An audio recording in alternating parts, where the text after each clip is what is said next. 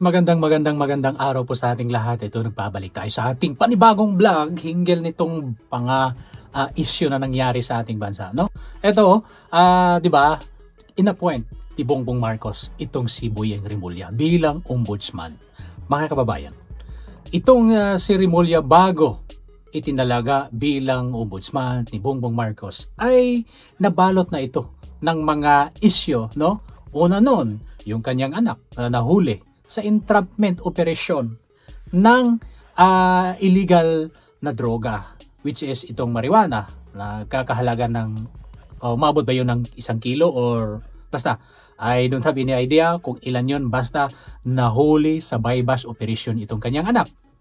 Pero alam nyo mga kababayan, dahil siyempre posible maimpluwensyahan ni Boyeng Rimulya ang kanyang anak ang kaso ng kanyang anak para ma-expedite ang pagkalabas, laya.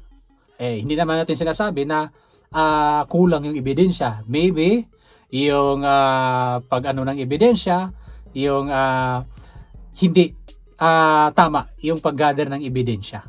Merong protocol yan eh. So baka doon by technical, kasi alam naman ninyo mga kababayan na maraming mga drug lords or even drug personalities kahit nahuli sa entrapment operation at maraming kaso na kinakaharap. Imagine minsan ng iba, may naalala ako na isang babae nahuli at may search warrant pero yung preservation sa evidence, yung paggawa ng paano ang proseso, pag-search, lahat-lahat, pag-preserve ng ebidensya, mali. Kahit nahuli ka ng akto or entrapment operation, pag mali ang pag-preserve ng ebidensya, by technical, pagdating doon sa korte, madidismiss ang kaso. Kaya sayang. Now, alam naman natin na ma-impluwensya itong si Boyeng ngayon sa Marcos administration. Diba? So ngayon, ilang buwan lang yon na kulong, nakalaya. Isa nun, ang yung pinatawag, itong mga sangkot sa flood control anomalies. Itong si Hernandez, Alcantara at mga Diskaya. Ngayon, ito namang si Mr. Senator, to bend the law, sabi niya, sometimes we have to bend the law. Kasi mas mataas ang taong bayan kaysa ating batas. Sabi po yan ni Senator Erwin Tulfo. Napailing nga yung isang abogado doon sa likod. Sabi niya, kasi alam mo naman natin mga kababayan, no one is above the law. Pero anong sinabi ng Justice Secretary nung DOJ pa siya? Yes, sir. Ito yung mga isa sa mga or dalawang mga issue na kinakaharap nitong si Boyeng Rimulya. And aside from that, marami siyang mga kaso final, including Senator Amy Marcos, si Mayor Sebastian Baste Duterte, finailan siya ng mga kasong kidnapping, meron pa yung disbarment. Pero ang nangyari, nakakuha ng clearance sa GBC, at ito si retired Justice Mendoza umamin na itong GBC bakit nagbigay ng clearance na walang kasi pag mag-a-apply ka ng bilang ombudsman, yung requirements is meron kang clearance sa GBC, Judicial Bar Council, at membro itong si Boyeng Rimulya sa GBC. So hindi siya di umano nakakuha ng majority na boto, pero karamihan di umano doon ay mga appointe ni Bongbong Marcos doon sa GBC. Kaya nakakuha pa rin. Pero prior to that, meron ng opposition. Later, itong si Senator Marcoleta.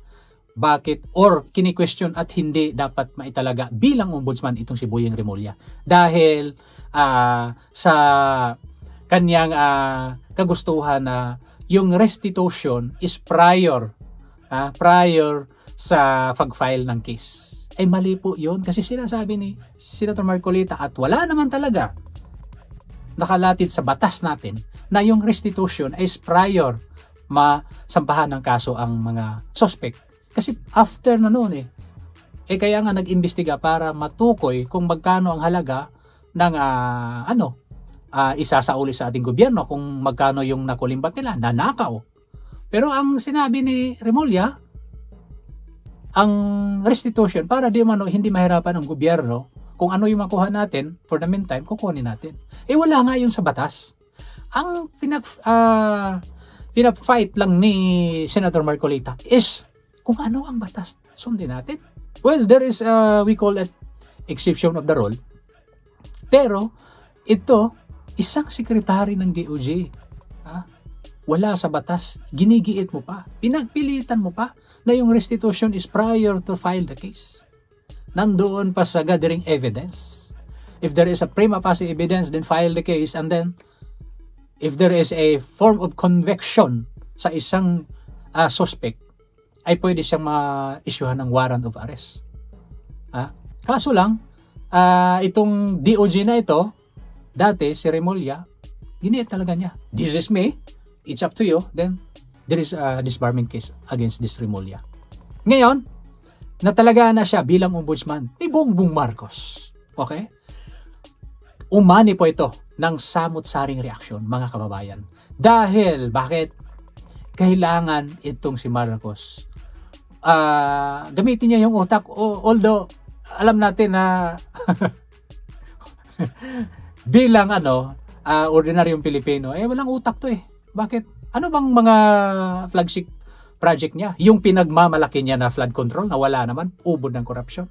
Ngayon, tinalaga niya si Boyeng Remulla para pag wala na ito sa posisyon, ay ito ang magpipigil sa posibleng kakaharapin na kaso ni Bongbong Marcos pagdating ng panahon. Allegedly, wala tayong sinasabi na nilagay si Remulla dyan para magiging stopper, band-aid solusyon ng mga Marcos pagdating ng panahon. Dahil alam ko, pagdating ng panahon, sabi nga ni Pulong Duterte, kung sino yung sangkot sa pagpapakidnap ng aking ama, managot kayo, hahabulin ko kayo. Yun ang sinabi ni Pulong Duterte. Ngayon, itong si Remulla, naupo na. Meron agad na pasaring. Kailangan tingnan natin ang salin ni BP Sara Duterte. Okay. Question, Boyeng Remulla. Bakit isingle out mo itong si BP Sara Duterte? At alam ko naman, kahit sa aking murang pananaw at pag-iisip, alam namin, ito'y isang utos, panggigipit sa mga Duterte dahil gusto ninyong tanggalin sa mapa at sa larangan ng politika itong mga Duterte dahil tinik ninyo ito. Hindi nag-prosper si Martin Romualdez sa kanyang People's Initiative, sa impeachment, and here comes now, merong plan C ang Bongbong Marcos. Ito, nagpasaring na. Kakaupo mo pa lang, sabi mo, kailangan tutukan natin at buhayin natin itong issue ng Parmale nung panahon ng COVID. Well, okay yun. Kasuhan mo kung merong probable cause, merong prima facie evidence. Kasuhan ninyo kung sino itong pinaka big fish. Kung meron mang big fish dahil urgent nga ito kasi mamamatay at ang mga taong bayan. Kasi walang mga test kit and everything, mga face shield and everything na sa ating mga medical practitioner, sa lahat ng ating mga nurses, caregivers, and doctors. Mahahawa sila sa pandemyang yun. Kaya urgent yun. Well, kung mayroong may probable cause, ikasuhan ninyo. Next, itong 125 million confidential fund ni BP Sara Duterte. Bakit si BP Sara Duterte lang ba ang mayroong confidential dati? Ngayon, 2025, 2026, wala ng confidential fund si BP Sara Duterte, pero pilit pa rin yung pinupukol. Alam ninyo, hindi na bulag ang taong bayan, mga kababayan. Hindi na tayo bulag sa mga pautot nitong mga hayop na to. Akala mo kung sino silang sobrang linis, gusto talaga nilang litisin itong si BP Sara Duterte. Okay, sabi nga ni BP Sara Duterte, di kung gusto niya, ilagay niya sa mesa at lagi niyang titingnan yan harap-harapan. Sumagot si BP Sara Duterte. sa kanyang pasaring na kailangan busisiin yung salin ng mga Duterte. Duterte lang talaga? Eh bakit hindi yung presidente? Mga congressman, senador? Down to the lowest level of the government official. Bakit i-single out yung mga Duterte? Motibo nito, pamumulitika lang, mga kababayan. Ang office of the president, magkano yun? Ilang billion? 4.5 billion? Bakit hindi nyo imbestigahan yan? Bakit i-single out ninyo si VP Sara Duterte? Hindi kami mga tanga na kagaya ninyo na ginamit dyan na pinasahuran ng aming buwis ng taong bayan, kagaya yung attack dog. Sabi nga ni Chubby Chingson, itong si UC Claire Castro, lagi na lang bukang bibig Duterte. Eto, panoorin natin yung sagot ni VP Sara Duterte hinggil sa pasaring ni Ombudsman Boyeng Remulla. Nagkomento si Vice President Sara Duterte sa pangako ni Ombudsman Crispin Remulla na isa sa publiko ang mga Statement of Assets, Liabilities and Net Worth o SALN na deklarasyon ng mga ari-arian at yaman ng mga opisyal ng gobyerno kabilang sa bise. May sinabi din siya sa pagtatalaga kay Remulla bilang ombudsman. Ayan. Pagpasa Diyos na lang natin siya at kanyang mga gagawin bilang ombudsman. Kung ako presidente, hindi siya ang i-appoint ko ng ombudsman. Ipapasa Diyos na lang daw niya. Kung ako yung presidente, hindi ko i-appoint ito. Bakit? Anong sasabihin ng taong bayan na meron tayong ombudsman pero sang-ayon siya to bend the law? No, in fact, wala namang no one is above the law, mga kababayan. Itong mga political attacks niyo sa mga Duterte, hindi kayo, remember, hindi kayo forever dyan sa posisyon ninyo. At alam ko, nagbablog ako para sa ating bayan dahil sobra na yung ginagawa nyo sa ating bansa. Imagine, ilang trilyon yung ginawa ninyong pagnanakaw allegedly. Pero itong sangkot na si allegedly si Saldico at si Martin Romualdez, hindi pa ninyo kinancel yung kanilang mga passports. Para mapauwi. It will be there is limits sa paggalaw ni Saldico pag kinancel na yung passport. Bakit? Syempre, executive. Ang naggumawa ng ICI, sino? Executive. Ang inimbestigahan, DPWH under sa executive. Ano to? Kumuha tayo ng martilyo, pinukpok sa ulo. Paano tawagin natin Independent Commission for Infrastructure?